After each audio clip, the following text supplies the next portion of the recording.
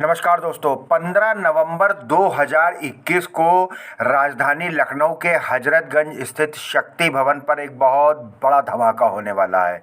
क्योंकि दोस्तों Uttar Pradesh power corporation के निविदा और संविदा कर्मचारी 68 दिन से अपनी मांगों को लेकर के इको गार्डन में धरना प्रदर्शन कर रहे हैं और 15 नवंबर को उन्होंने एक अल्टीमेटम दे रखा था, जो डेट करीब आ गई है। क्योंकि इस बीच में 27 अक्टूबर को ऊर्जा मंत्री श्रीकांत शर्मा ने बाकायदा यूपीपीसीएल चेयरमैन को निर्देशित किया कि आउटसोर्सिंग के जो कर्मचारी है इनकी मांगों को पूरा किया जाए। लेकिन आज इतने दिन बीतने के बाद भी, लगभग 15 से ज़्यादा दिन बीत गए, यूपीपीसीएल ने कोई निर्णय नहीं लिया।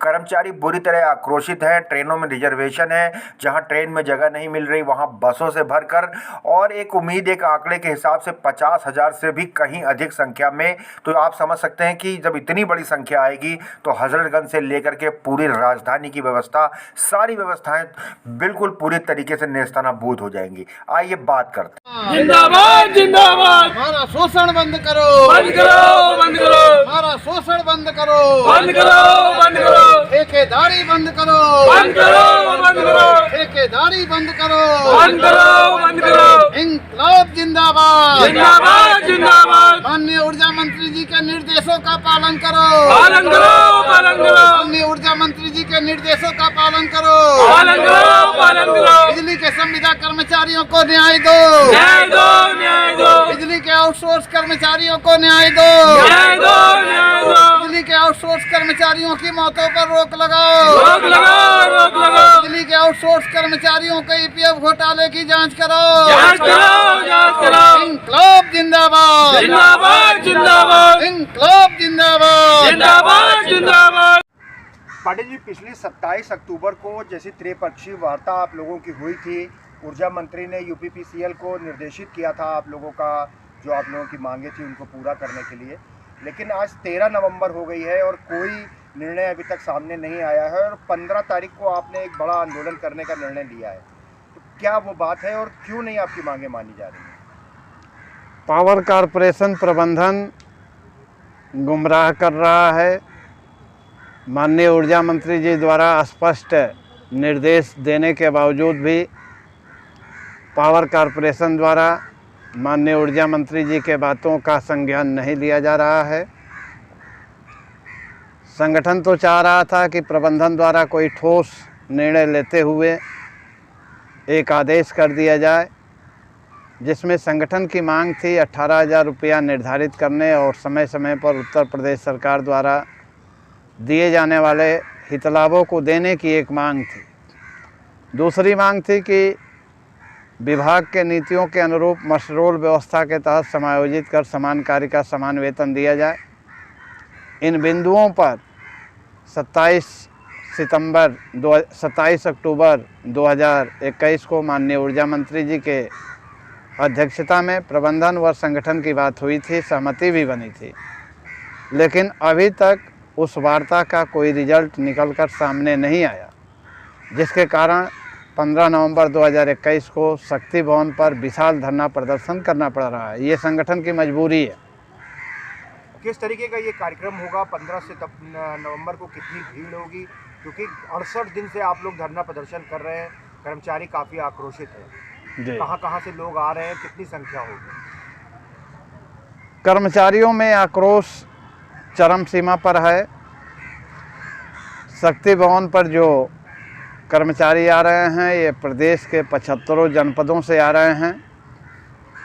संख्या बल का जहाँ तक मैं बताऊं, काफ़ी भारी की मात्रा में, भारी संख्या में आउटसोर्स कर्मचारी शक्ति भवन पहुँच रहे हैं।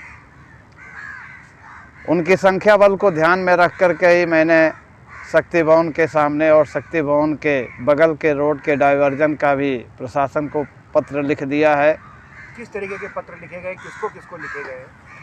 मैंने पत्र जिलाधिकारी महोदय को लिखा है और उसमें 14 अशोक मार्ग लखनऊ और नरही रोड पर जो आवागमन है उसके डाइवर्जन के लिए लिखा है, क्योंकि जो संख्या बल का अनुमान हम लगा रहे हैं ये लगभग 50,000 से ऊपर की होगी और 50,000 की संख्या वहाँ खड़ा हो पाना शक्ति भवन के प्रांगण में संभव नहीं है। इसलिए माननीय मैंने जिलाधिकारी महोदय को पहले ही पत्र लिखा है। जिलाधिकारी महोदय के बाद पुलिस आयुक्त महोदय को भी मैंने पत्र लिखा है, अपर पुलिस आयुक्त को भी मैंने पत्र लिखा है, पुलिस उपायुक्त यातायात को भी मैंने पत्र लिखा है कि रोड पर जो आवागमन है 15 नवंबर को उसको डाइवर्ट किया जाए, दोनों तरफ की रोडों को खाली कर दिया जाए, ताकि जो भी प्रदर्शनकारी आएँ अपना प्रदर्शन शांतिपूर्वक कर सके। इसके साथ ही साथ मैंने अध्यक्ष पावर कॉरपोरेशन को भी पत्र लिखा है कि शक्ति भवन का प्रांगण पूरी तरह से खाली कराया जाए, जो वहाँ गाड़ियाँ पार्किंग होती हैं उनको कहीं और पार्क कराया जाए, ताकि कर्मचारियों को अपने शोषण के खिलाफ आवाज़ उठाने में किसी प्रकार की कोई दिक्कत ना आए। जी पांडे जी, जैसा पहले भी हम देख चुके हैं कि यूपीपीसीएल के निविदा और संविदा कर्मचारी इको गार्डन से निकलने लगते हैं तो बैरिकेटिंग लगा के रोक दिया जाता है। आप लोग शक्ति भवन पे कैंडल मार्च निकालते हैं तो वहाँ गेट बंद कर दिए जाते हैं। ऐसे में जब 50,000 से ऊपर की संख्या होगी तो क्या आपको लगता है कि सरकार आपको प्रदर्शन करने देगी वहाँ? ये सरकार के ऊपर निर्भर करता है, लेकिन मेरा प्रयास ये है कि हम शांतिपूर्वक प्रदर्शन करेंगे और शक्ति भवन की ही काल है, इसलिए हम शक्ति भवन पर ही प्रदर्शन करेंगे। मुझे ऐसा आशा है कि प्रशासन हमारा सहयोग करेगा।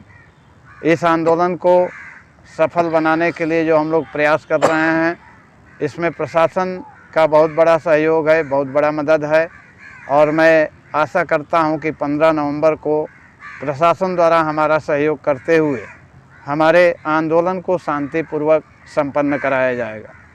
पांडे जी, जो दूर दराज से, जैसा कि आपने बताया कि पूरे उत्तर प्रदेश से लोग आ रहे हैं, तो जो लोग दूर दराज में आपके कर्मचारी साथी भाई हैं, उनको क्या संदेश देना चाहेंगे? मैं आउटसोर्सिंग के माध्यम से बिजली विभाग में कार्य करने वाले सभी साथियों से ये कहना चाहूँगा कि सब लोग शांतिपूर्ण तरीके से लखनऊ आएँ, अपने आंदोलन को शांतिपूर्वक ढंग से करें। आप लोगों का आंदोलन एक मजबूत स्थिति में जा चुका है। प्रबंधन के हायर कमान से लेकर के माननीय ऊर्जा मंत्री जी के संज्ञान में पूरी तरह से ये बात आ चुकी है। माननीय ऊर्जा मंत्री जी द्वारा कर्मचारियों के पक्ष में प्रबंधन को दिशा निर्देश दिया जा चुका है। प्रबंधन द्वारा माननीय ऊर्जा मंत्री जी के बातों का संज्ञान गंभीरता से नहीं लिया जा रहा है। प्रबंधन अभी संगठन को गुमराह करने का प्रयास कर रहा है। मैं सभी साथियों से ये कहना चाहूँगा कि आप लोग 15 नवंबर 2021 को शक्ति भवन पर अपने शक्ति का प्रदर्शन करें, अपने जनशक्ति का प्रदर्शन करें। किसी भी प्रकार का कोई अनैतिक कार्य नहीं होना चाहिए, कानून को हाथ में नहीं लेना है। हमें शांतिपूर्वक अपने शोषण के खिलाफ आवाज़ को बुलंद करना है। निश्चित तौर से मुझे आशा ही नहीं अपितु विश्वास भी है कि सरकार हम लोगों की बातों का संज्ञान लेते हुए हम लोगों के समस्याओं के समाधान करेगी।